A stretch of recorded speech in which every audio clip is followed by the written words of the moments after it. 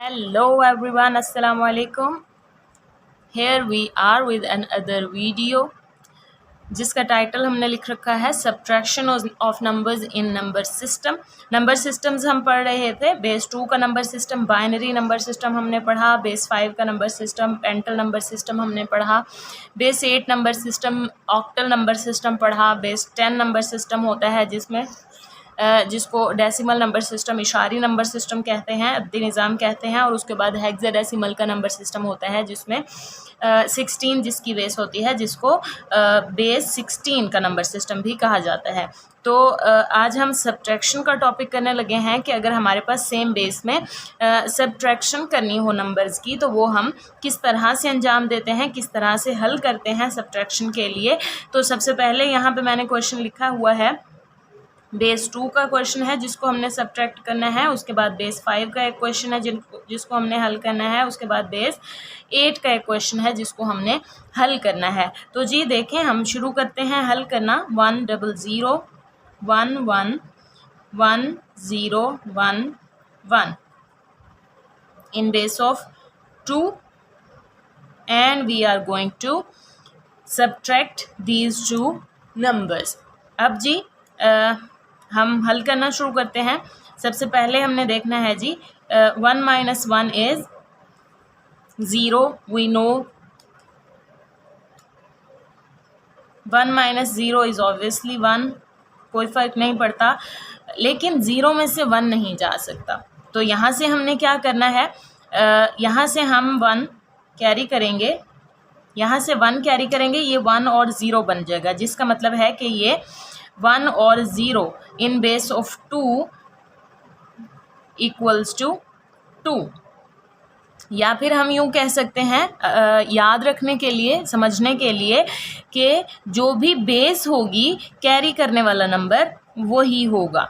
अगर हम यहाँ से बेस 2 में कैरी कर रहे हैं तो हमने 1 कैरी नहीं किया, हमने 2 कैरी किया है। अगर हम बेस 5 में कोई नंबर कैरी कर रहे हैं, एक नंबर पीछे वाले नंबर से अगले में कैरी किया है, तो हम 5 कैरी करेंगे, हम 1 कैरी नहीं करेंगे। और उसके बाद अगर हम बेस 8 में माइनस कर रहे हैं, सब्ट्रैक्शन कर रहे हैं, तो उसमें हम जो हासिल लेंगे नंबर वो 8 होगा, वो 1 नहीं होगा। तो यहाँ पे हमारे पास बन गया जी 2 में से 1 फिर से इधर कैरी कर लिया, तो ये हमारे पास बन गया जी, यहाँ पे बाकी 1 बन जाएगा। और यहाँ से 1 कैरी करने से ये 1 0, यानी यहाँ पे 2 बन गया। 2 में से 1 हम माइनस कर लें तो यहाँ पे 1 बच जाता है। यहाँ 1 ही था, 1 में से 1 चला गया, ये 0 बन गया और ये हमारे पास 1 रह गया। तो जी सॉरी, यहाँ पे 1 नहीं रह सकता क्योंकि ये 1 वाला 1 हमने यहाँ पे कैरी कर लिया था, तो ये ख़त्म हो गया। ये हमारे पास 0 1 1 0 बना है, जिसको हम लिखते हैं 1 1 0 इन बेस ऑफ 2। क्योंकि किसी नंबर के पीछे अगर इशारिया हो तो हम 0 लगा देते हैं, डेसिमल हो तो 0 लगा देते हैं, वरना नहीं लगाते। तो ये हमारे पास 1 1 0 इन दोनों को सब्ट्रैक्ट करने से हमारे पास आ गया। अब नेक्स्ट जो है वो हमने बेस 5 के अंदर इन 2 नंबर्स को माइनस करना है। देखते हैं बेस 5 के अंदर इनको माइनस करने से क्या हासिल होता है। हमारे पास 3 4 2 1 इन बेस ऑफ 5 एंड इधर से लिखते हैं जी 3 4 1 एंड 2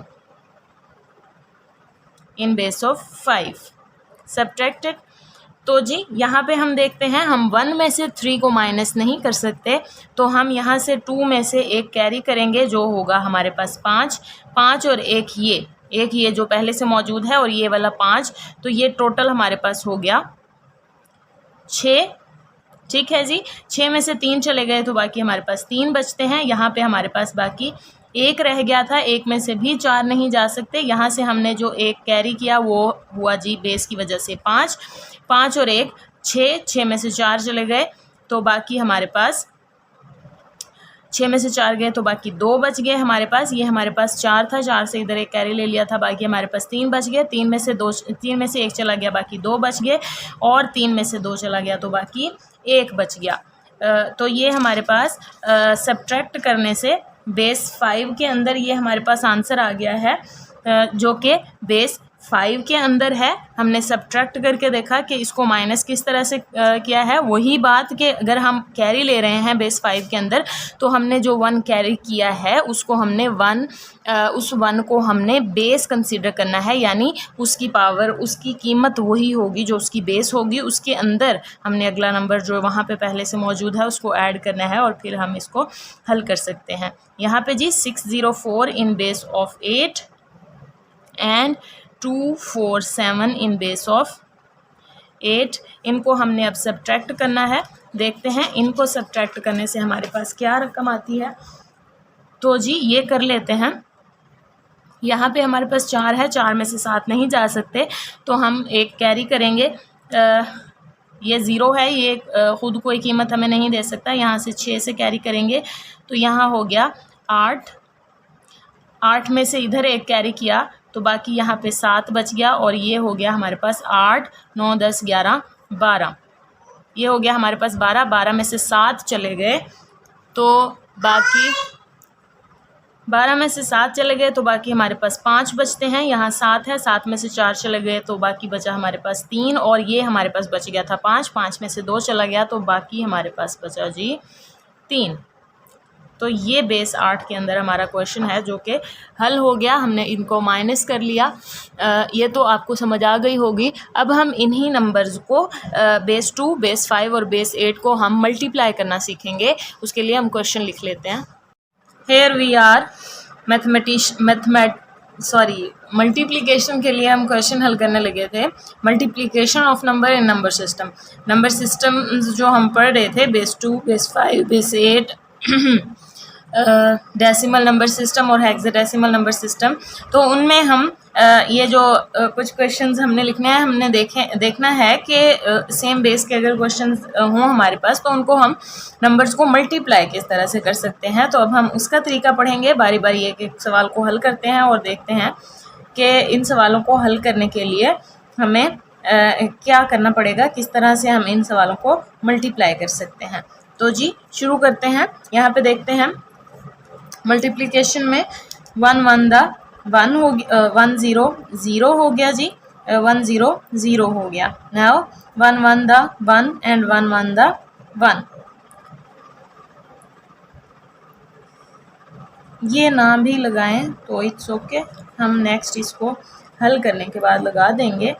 तो जी ये हुआ हमारे पास 0 1 and 1 in base of 2। Multiply करने से इन बेस ऑफ 2 बिल्कुल सिंपली हल हो गया, कोई मसला नहीं हुआ, कोई 0 और 1 के अलावा कोई आंसर नहीं आया।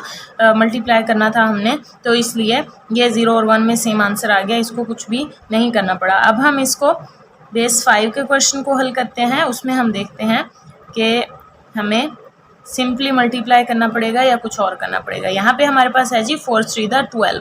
12 जो है वो 5 के टेबल में नहीं आता, सॉरी बेस 5 के अंदर। बेस 5 में 0 1 2 3 एंड 4 होता है, 12 नहीं आता। तो 12 की हम करते हैं जी तज्जी कर लेते हैं। 5 2 बार 10 2, इसका आंसर आ गया हमारे पास 22। 2 लगाया, 2 कैरी कर दिया हमने। अब हमने करना है जी 4 2 दा 8 9 एंड 10। 10 की भी हम फैक्टराइजेशन कर लेते हैं। 5 2 दा 10 एंड 0। तो जी ये हमारे पास 20 आंसर आ गया। अब यहाँ पे हम जगह छोड़ देंगे और ये वाला करेंगे 3 1 दा 3, इसके अंदर ही है, ये हल हो जाएगा। और उसके बाद हमारे पास है जी 2 1 दा 2, ये भी वैसे का वैसे हमारे पास आ गया। इसको भी अब हम हल कर सकते हैं। बेस 5 ये जी हमारे पास हो गया 2 3 एंड 4 इन बेस ऑफ 5। ये हमारे पास सिंप्लीफाई करने से ये हमारे पास आंसर आ गया। मल्टीप्लाई कर लिया हमने बेस 5 के अंदर। अगर हमारे पास 0 1 2 3 एंड 4 के अलावा अगर कोई आंसर आ जाए तो उसमें भी हमने वही तरीका के फैक्टराइजेशन करनी है और उसके बाद उसके जो रिमाइंडर्स होंगे वो हमने यहाँ पे लिख के बाकी कैरी कर देना है। इसी तरह से अब हम नेक्स्ट क्वेश्चन करते हैं। बेस 8 का क्वेश्चन है जिसमें हमने मल्टीप्लिकेशन करनी है। 36 in base of 8 and 43 in base of 8। इनको मल्टीप्लाई कर लेते हैं जी। 6 3 बार 18, 18 में हमने इसको हल कर लेते हैं। 8 2 बार 16, 17, 18, 2 बच गए, 22 आ गया जी। 2 लगा, 2 कैरी कर दिया, 3 3 बार 9 10 11, 11 की भी फैक्टराइजेशन कर लेते हैं। 8 1 बार 8, 9 10 11, 3 बच गए, तो जी यहाँ पे आ जाएगा हमारे पास 3। उसके बाद बल्कि 13 पूरा आएगा क्योंकि ये लास्ट वाला नंबर है हमारे पास। 6 4 बार 24, 24 को हम हल कर लेते हैं। 8 8 3 बार 24, तो जी यहाँ पे 3 हो गया और ये 0 आ गया हमारे पास। यहाँ पे 0 लगा देंगे, 3 कैरी हो जाएगा और 4 3 बार 12, 13 14 15, 15 की भी हम फैक्टराइजेशन कर लेते हैं। 8 1 बार 8 और ये 7 बच गया हमारे पास, तो ये 17 पूरा आ जाएगा। 2 3 7 और 1 8 होता है। 8 हम नहीं लिख सकते, 8 की भी फैक्टराइजेशन करेंगे।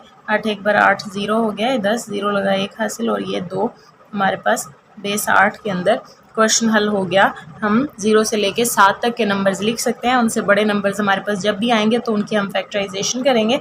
उनका 2 डिजिट नंबर जो हमारे पास आएगा उसको हम लिखेंगे और हल करेंगे। उम्मीद है आपको तमाम सवालों की अच्छे तरीके से समझ आ गई होगी।